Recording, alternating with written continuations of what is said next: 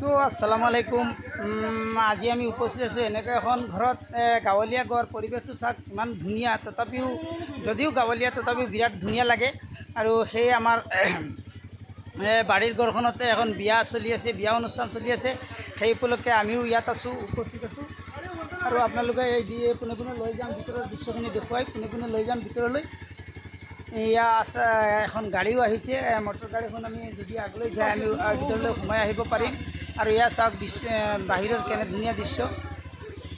তো সম্মানিত গাইজ, আপোনালোকে যোনে য'ৰ পৰা দেখিছে ভিডিঅ'টো লাইক শ্বেয়াৰ কমেণ্ট কৰিব, যাতে আনসকলেও দেখি উৎসাহ পায়। আৰু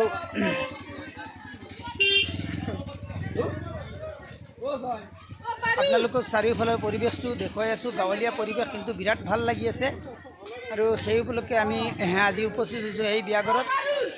বিয়াঘৰৰ ভিতৰখন যদিও দেখুৱাই আছোঁ, কিন্তু ভালদৰে আপোনালোকে দেখিব পৰা নাই, কাৰণ লাইটিং কৰি তেনেকুৱা ব্যৱস্থা নাই। তথাপিও আমি গৈ আছোঁ ভিতৰলৈ।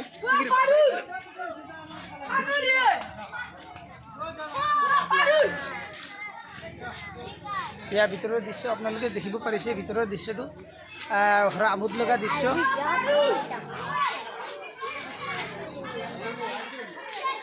আমরা কি কম দেখাইও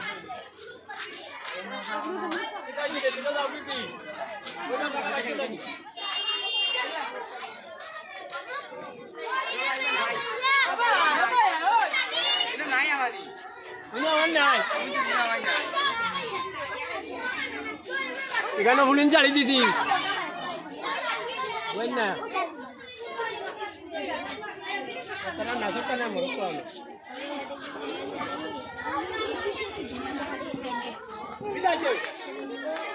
ভিতৰৰ দৃশ্য আপোনালোকক দেখাই আছোঁ।